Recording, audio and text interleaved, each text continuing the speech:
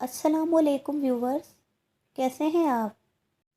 حضرت سلیمان علیہ السلام نہر کے کنارے بیٹھے ہوئے تھے کہ ان کی نگاہ ایک چونٹی پر پڑی جو گیہوں کا ایک دانہ لے کر نہر کی طرف جا رہی تھی۔ حضرت سلیمان علیہ السلام اس کو بہت غور سے دیکھنے لگے۔ جب چونٹی پانی کے قریب پہنچی تو اچانک ایک مینڈک نے اپنا سر پانی سے نکالا اور اپنا منہ کھولا تو یہ چونٹی اپنے دانے کے ساتھ اس کے منہ میں چلی گئی۔ مینڈک پانی میں داخل ہو گیا اور پانی ہی میں بہت دیر تک رہا۔ سلیمان علیہ السلام اس کو بہت غور سے دیکھتے رہے۔ ذرا ہی دیر میں مینڈک پانی سے نکلا اور اپنا منہ کھولا تو چونٹی باہر نکلی، البتہ اس کے ساتھ دانہ نہ تھا۔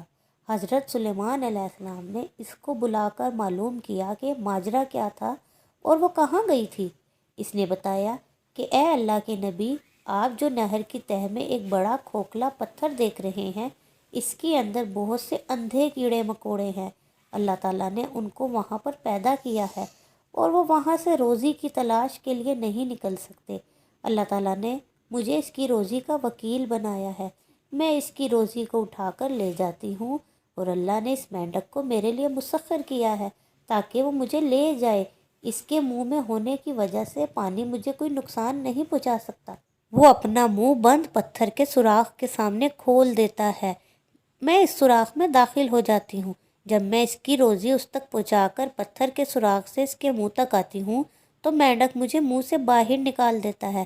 حضرت سلیمان علیہ السلام نے کہا، کیا تو نے ان کیڑوں کی کسی تسبیح کو سنا؟ چونٹی نے بتایا، ہاں، وہ سب کہتے ہیں، اے وہ ذات جو مجھے اس گہرے پانی کے اندر بھی نہیں بھولتا۔